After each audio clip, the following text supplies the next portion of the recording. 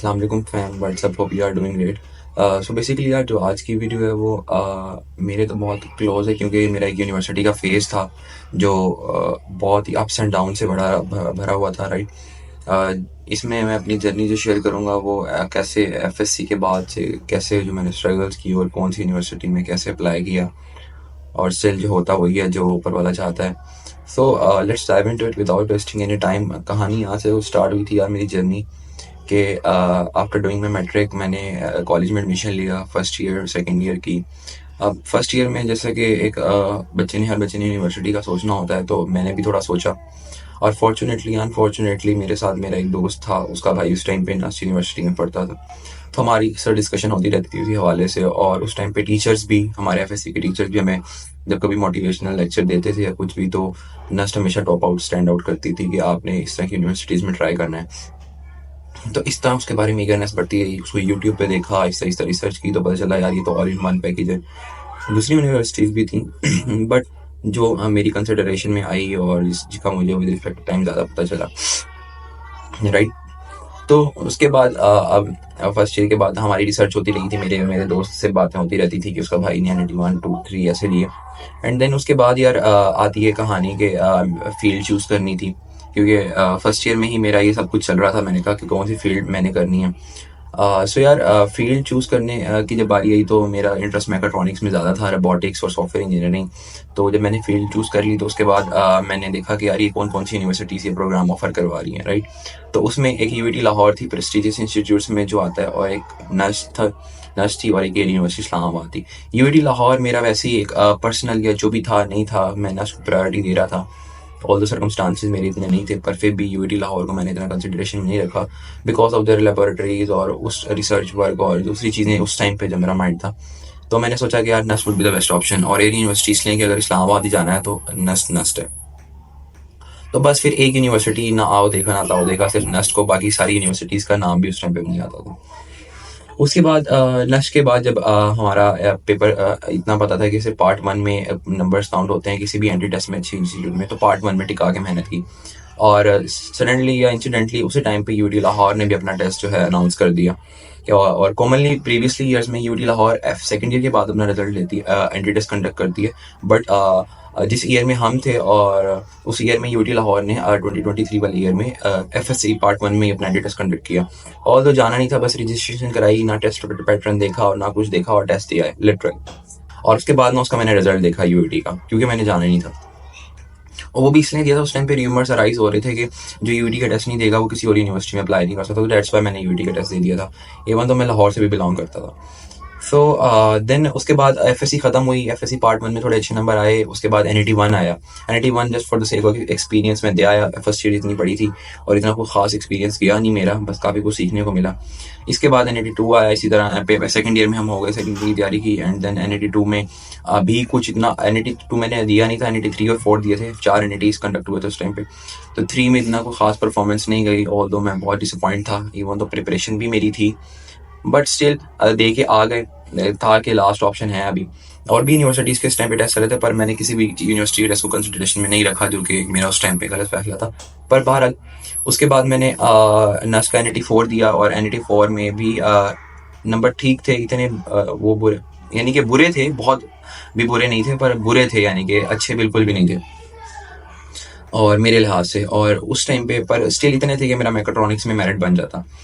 So yes, वही था, जब नंबर आए तो बहुत कम नंबर थे, मेरी एक्सपेक्टेशंस के मुताबिक नहीं थे। तो वो मेरा एक वर्स्ट एक्सपीरियंस था कि यार आप जब इतनी मेहनत करते हो और फिर भी आपका कोई इंक्रीज सिर्फ चंद नंबर्स का होता है, तो बहुत, यानी कि वो वर्स्ट सिनेरियो था। और वो हफ्ता मेरा यानी कि पूरा एक डिप्रेशन में गुजरा था। बट स्टिल जो भी होता है अल्लाह ताला की तरफ से बेहतर ही होता है। आई डोंट नो कि क्या हुआ, लेकिन उस टाइम पे जब नस्म मैकाट्रॉनिक्स में नाम आया मेरा, तो मैंने फिर उस टाइम पे लोगों से मशवरे लेना शुरू किए। उस टाइम पे मेरी गेम चेंजर पॉइंट कम्स कि जब मैंने लोगों से पूछा, अपने साझा कराम और काफ़ी यानी कि बड़े अच्छे अच्छे लोगों से, जो कि अच्छी पोस्टों पे बैठे हुए हैं, उनसे जब मैंने पूछा, उस टाइम पे मेरा पॉइंट चेंज हुआ कि यार उन सब ने मुझे मैकाट्रॉनिक्स से यानी कि मना किया, यानी कि CS को प्रायोरिटी दो, उस टाइम पे वो मुझे कह रहे थे।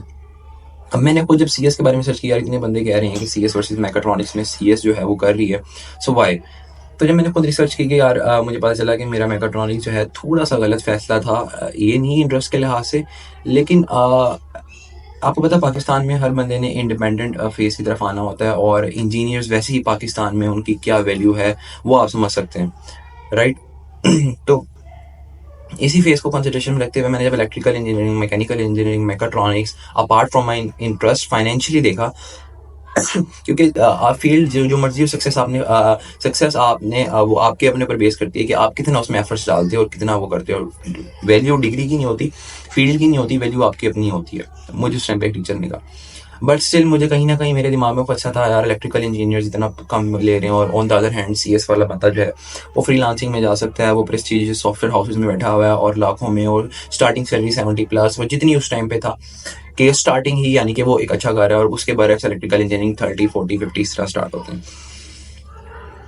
तो बहरहाल उस टाइम पे यानी कि फाइनेंशियली, यानी कि पैसे के लिहाज से सीएस में ठीक ठाक पैसा था, आप लाखों 2 लाख अपना सॉफ्टवेयर हाउस खोल सकते हो। सो ये कंक्लूजन मैंने निकाला कि यार अब मैं सीएस करूंगा, फील्ड स्विच करूंगा। ये मेरा एक टर्निंग पॉइंट था टोटली उस जर्नी का, जब मैंने फील्ड स्विच की। एंड देन के यार मैं मैकाट्रॉनिक्स तो मास्टर्स में जाके भी कर लूंगा, फिलहाल CS would be the best option. और वो कौन सा, रोबोटिक्स से हट की है, कंप्यूटेशनल फील्ड ही है, a part of robotic, it is also the part of robotics. So अब मैंने सीएस की तरफ देखना शुरू किया, और नेक्स्ट में मेरे इतने अच्छे नंबर नहीं थे कि मेरा सीएस में होता, और वो भी मेरे लिए एक बहुत क्रिटिक, यानी कि एक बहुत वर्स्ट मोमेंट था कि मैं एक्सप्लेन नहीं कर सकता, जब आप नहीं होता किसी जिस इदारे में आप चाहते हो। और मैकाट्रॉनिक्स में मेरा नाम आया, पर मैकाट्रॉनिक्स में ये होता है कि आपकी अगर पहली लिस्ट में नाम नहीं आता, सेकंड लिस्ट में आया था नस्ट में, तो आपने फीस लाजमी सबमिट करानी होती है, फिर जाके आपका सेकंड लिस्ट में अगर उसी फील्ड में नेम आया, नेम कंसीडर होता है। लेकिन मैंने मैकाट्रॉनिक्स नहीं करनी थी, मैंने फीस सबमिट नहीं कराई अपना, और न मेरा अगली लिस्ट में भी नाम नहीं हुआ, ऑल्दो मेरा मेरिट लाई कर गया था मैकाट्रॉनिक्स में। नस्ट का गेम यहीं पे ख़त्म हुआ मेरी, यानी कि लाइफ से और मेरी जर्नी से, जो कि एक बहुत ही डिप्रेस मोमेंट था। अगेन जो होता है बेहतर होता है बाहर। अब मैं मूव फर्दर करूँ तो उसके बाद कॉमसर्च यूनिवर्सिटी का टेस्ट चल रहे थे, अपने वो यूनिवर्सिटी 3 टेस्ट लेती है। तो जब मैंने यूनिवर्सिटी नर्स के डिप्रेशन वाले हफ्ते में मैंने उस यूनिवर्सिटी के कॉमसर्च के 2 चांस मिस कर दिए थे, राइट। अब लास्ट चांस मेरे पास बचा था कॉमसर्च यूनिवर्सिटी जाके उनका टेस्ट देना था मैंने। एनटीएस नहीं था वो, उनका अपना यानी कि एनटीएस था। ऑल्दो मुझे जीरो प्रिपरेशन थी, कुछ आइडिया नहीं था, कुछ हाव नहीं था, मैं मुंह उठा के टेस्ट दे आया। अब जब मैं टेस्ट दे के आया तो क्या कहते हैं उसको, अब एक लफ्ज़ भी नहीं पढ़ा था, क्योंकि अब नर्स के टेस्ट में एनालिटिकल रीजनिंग और वो नहीं आती, और इवन तो सब्जेक्ट एमसीक्यूज तो इजीली हैंड्स ऑन एक्सपीरियंस था मेरा। तो कॉमसर्ट्स में एनालिटिकल रीजनिंग वाले पोर्शन में मैंने थोड़ी मार खाई, और कुछ थोड़े से परसेंटाइल वाले जो भी थे, बेसिक सवाल थे, बहुत ईजी टेस्ट था ऑल दो। तो उसमें विदाउट एनी प्रिपरेशन यानी कि knowing the pattern of the test, मेरे 78 या 76 आई गेस मार्क्स आए थे, जो कि फॉर मी बैड थे, और पर मैंने तैयारी नहीं की थी, तो बस इतने ही चलते हैं। बट स्टिल उस वजह से कॉमसर्ट्स में मेरा कंप्यूटर साइंसेज में और सॉफ्टवेयर इंजीनियरिंग में एडमिशन नहीं हुआ, और उस टाइम पे मेरा मेरिट बना कंप्यूटर इंजीनियरिंग और इलेक्ट्रिकल इंजीनियरिंग में, राइट। तो अब मैंने कंप्यूटर इंजीनियरिंग के बारे में रिसर्च की, पूछा, मेरा खुद दिल नहीं माना कि यार मैं थोड़ा हार्डवेयर की तरफ चला जाऊंगा, नहीं, मैंने ज़रा सॉफ्टवेयर हार्डवेयर दोनों को अपना बैलेंस करके रखना है, मेरा अपना परसेप्शन था। तो मैंने फिर उस यूनिवर्सिटी में अप्लाई नहीं किया कॉमसर्ट्स में, इवन दो वो मेरे लिए एक बहुत ही सारी रात मैं उस रात जागता रहा कि यार क्या करूं, क्या ना करूं, कैसे करूं, और ये सब चीज़ें कैसे होंगी। मेरे पास चॉइस थी कि मैं नस्ट कभी करवा देता, उसके डिप्रेशन अलहदा, कॉमसर्ट्स में नहीं हुआ, कंप्यूटर इंजीनियरिंग करूं कि ना करूं, उसकी डिप्रेशन अलहदा, क्योंकि मैं सोच रहा था कि कॉमसर्ट्स की कंप्यूटर इंजीनियरिंग करता तो उससे बेहतर तो मैंने इसमें मैकेट्रॉनिक्स कर लिया था। अब मैंने सीएस के लिए अगर नस को छोड़ा है। बहरहाल उसके बाद पीयूसीआईटी का भी जनाब आइडिया हुआ, मुझे पहले पीयूसीआईटी का बिल्कुल आइडिया नहीं था कब क्या चल रहा है, कि पीयूसीआईटी का भी एक टेस्ट कोई उन्होंने पीयूसीआईटी ने भी अपने टेस्ट लिए, और उनका भी आखिरी टेस्ट चल रहा है, फेज 3 या फेज 2 आई गेस, मुझे एग्जैक्ट याद नहीं है। पीयूसीआईटी का टेस्ट दिया जनाब साहब, पीयूसीआईटी में तो टॉपर्स बच्चे जाते हैं, हम कहाँ टॉपर यार। पीयूसीआईटी में मेरे आई गेस 88 या 85 मार्क्स थे, और पार्ट 1 के नंबर मेरे थोड़े अच्छे थे, तो मेरा एग्रीगेट मेरा ख्याल है कि 88% चाहिए बनी थी, 87 या 88%। बट यूईटी में वो पीयूसीआईटी में सॉरी वो 97 परसेंटाइल 90 परसेंटाइल वाले बच्चे लेते हैं, और 90+। तो इस तरह मेरा पंजाब यूनिवर्सिटी गुजरांवाला कैंपस में नाम आया था, और इवनिंग में मेरा ख्याल है आईटी में मेरा नाम आया था, लाहौर कैंपस में। आई डोंट नो इनफ लेकिन एग्जैक्ट, बट हाँ इतना मुझे आइडिया है कि मेरा आईटी सीएस गुजरांवाला में नाम आया था, और आईटी इवनिंग में। और फिर वो मेरे लिए एक टर्निंग पॉइंट था कि यार इवनिंग, पंजाब यूनिवर्सिटी का सोचा कभी नहीं था, और अब उसमें इवनिंग में मैं जाऊं, और गुजरांवाला मैंने जाना नहीं था, मुझे पता था सिटी क्योंकि पंजाब यूनिवर्सिटी गुजरांवाला मैं नहीं जा रहा। और उसके मेरे पास उस टाइम पे कॉमर्स की कंप्यूटर इंजीनियरिंग की भी ऑप्शन थी। फिर मैं सारी रात सोचता रहता, और क्या घर वाले भी कहते कि इतनी टेंशन नहीं लो नहीं लो, पर यार जो एक काम लटका हुआ है, आप इतनी कोशिश करो, आपके दूसरे दोस्त एडमिशन ले ही जा रहे हैं हर यूनिवर्सिटी में, और इन कंट्रास्ट आप जहाँ बैठे हो, बहुत ही वर्स्ट एक्सपीरियंस होता है। बट स्टिल जो भी था, मैंने कॉमर्स में भी अप्लाई नहीं किया, हालांकि मैंने उसके सारे डॉक्यूमेंटेशन प्रिपेयर करके रखी थी, अगले दिन कंप्यूटर इंजीनियरिंग में एडमिशन करा के आऊँगा। पर डिसीजंस मेरी डिसीजन पावर जो थी उसमें मैं लैक किया। ऑल्दो अब आगे आने वाली वीडियोस के साथ सारा कुछ डिस्कस करेंगे। बट बहरहाल लॉन्ग स्टोरी शॉर्ट, उसके बाद PUCIT में भी मैंने अप्लाई नहीं किया। पंजाब यूनिवर्सिटी CS गुजरांवाला में हुआ था, और पंजाब यूनिवर्सिटी यूनिक में उसमें भी अप्लाई नहीं किया मैंने। अब मैं सर पकड़ के बैठा हूँ कि यार मैं क्या करूँ, कैसे करूँ, कुछ समझ नहीं आ रहा। अपना मैं CS करना है, CS के अलावा कुछ और करना भी नहीं है। तो उसके बाद अगले दिन यार, या कुछ अरसे बाद, हफ्ते बाद, एक वो आती है कि एक दोस्त बताता है कि यार मैं UT नारोवाल अपना एडमिशन करवा के आया हूँ। तो मैंने कहा UT नारोवाल, तो मुझे आइडिया था UT लाहौर नहीं जाना, तो मैं नारोवाल कैसे जाऊँगा। तो मैंने वैसे देखी, क्योंकि जब आपको कुछ रास्ता समझ नहीं ना आ रहा होता, तो मैं हर बंदे, जो गली गली के बंदे से मशवरा ले रहा था, यार कैसे करूँ, क्या करूँ, क्योंकि एक हमारे पाकिस्तान में गाइडेंस प्रॉपर नहीं मिलती किसी भी स्टूडेंट को, और जिस वजह से बहुत बच्चा मार खाता है। जिस वजह से मैंने अपना चैनल बनाया है, राइट। सो यार उसके बाद मैंने नारोवाल को सर्च किया, देखा, तो मुझे थोड़ी बेहतर लगी नारोवाल, लाहौर से नहीं। लेकिन जब कुछ नज़र नहीं आ रहा कि कैसे हुआ है कैसे नहीं हुआ, पर मैं भी UT चला गया कि UT में जाके देखते हैं कि UT में वो नारोवाल करवाएं। तो वो उस टाइम पे जब मैंने UT का टेस्ट दिया था, वो अब मैं UT का चक्कर, वालों ने कहा आप UT का चक्कर लगा गया। मैं UT गया, तो देन उसके बाद जनाब साहब UT में कहा कि आपका UT नारोवाल में मेरिट बन सकता है। उस टाइम पे मैंने बगैर प्रिपरेशन के UT टेस्ट दिया था, मुझे तो UT भूला हुआ था अपने लिहाज से। बट उस CS नारोवाल में उन्होंने कहा आपका एडमिशन हो सकता है, और बाकी हर जगह जो है वो 2 सीट्स वैकेंट थी उस टाइम पे नारोवाल में। और उनकी ये तब की बात है जब नारोवाल की UT की क्लासेस स्टार्ट होने से तकरीबन 1 वीक पहले की बात है। सो मैं नारोवाल चला गया, और लॉन्ग स्टोरी शॉर्ट, मैंने थोड़ा रिसर्च की, बस वही अपनी मेरी गंदी रिसर्च की, और नारोवाल मैंने डर के मारे यार कि अब कुछ पीछे नहीं बचा, क्या करूं कैसे करूं। फील्ड को मैंने प्रायोरिटी दी कि CS में सीखना खुद होता है, यूनिवर्सिटी मैटर नहीं करती। मैंने फील्ड को प्रायोरिटी दी बजाय इसके कि मैं यूनिवर्सिटी को प्रायोरिटी दूँ, राइट। सो मैंने जब नारोवाल गया, नारोवाल हम 3 दोस्त इकट्ठे गए थे। मैंने किसी के साथ शेयर नहीं किया मैं नारोवाल जा रहा हूँ, और वो मेरा वर्स्ट एक्सपीरियंस था, बिलीव मी। यानी कि एज फॉर मी, कि जब आप एक नर्स जैसी यूनिवर्सिटी को अपने दिमाग में कंसीडर करते हो, और बाद में जब आप UT नारोवाल जाते हो, वो नारोवाल दूर से देखने में बेहतर लगी, लेकिन बिल्कुल भी वैसी नहीं है इन्वायरमेंट के लिहाज से, राइट, फॉर मी। और वो मेरे लिए यानी कि बहुत ही मैं हॉस्टल, नारोवाल के हॉस्टल में जाके रोता था कि लाहौर का बच्चा यार नारोवाल या इन जैसी सिटीज़ में कभी सर्वाइव नहीं कर सकता।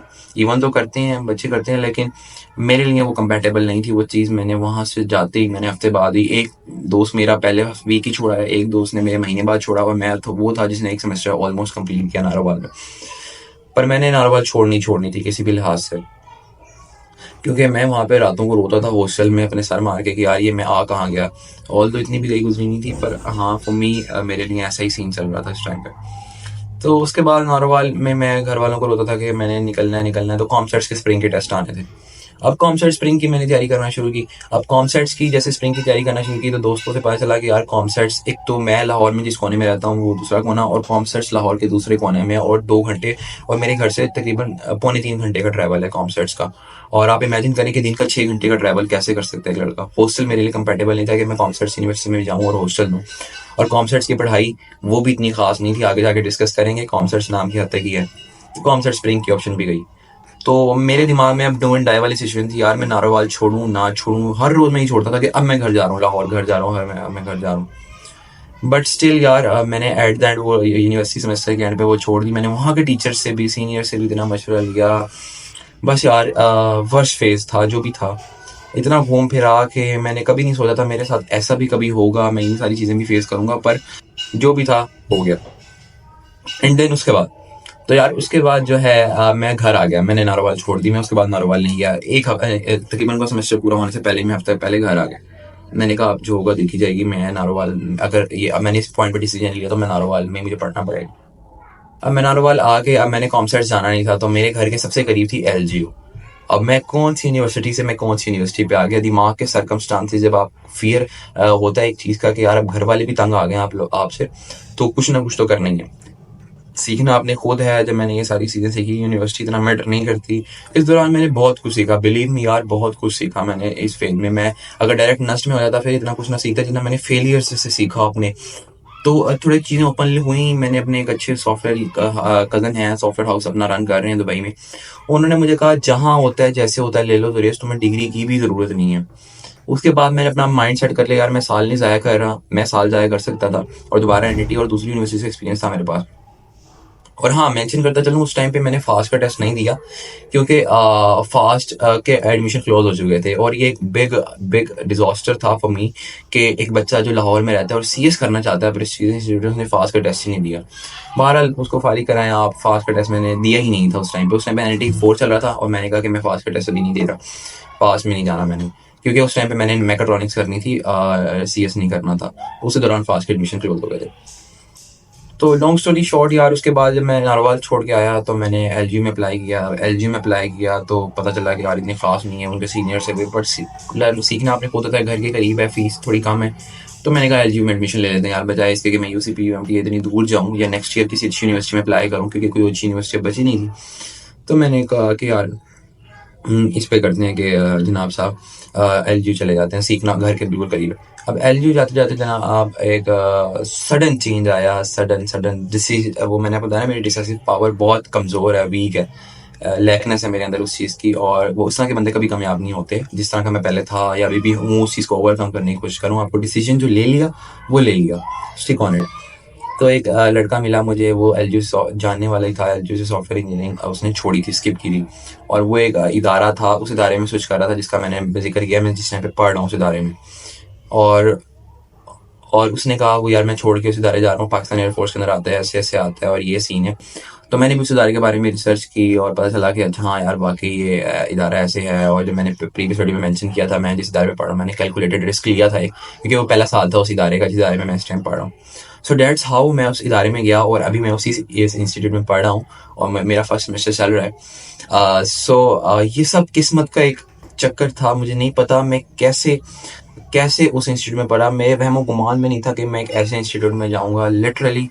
तो यार ये मेरी एक जर्नी थी जो मैं चाहता हूँ आपके साथ शेयर करूँ, और इस जर्नी के डूज एंड डोंट्स भी लाजमी डिस्कस करूँगा आगे जाके।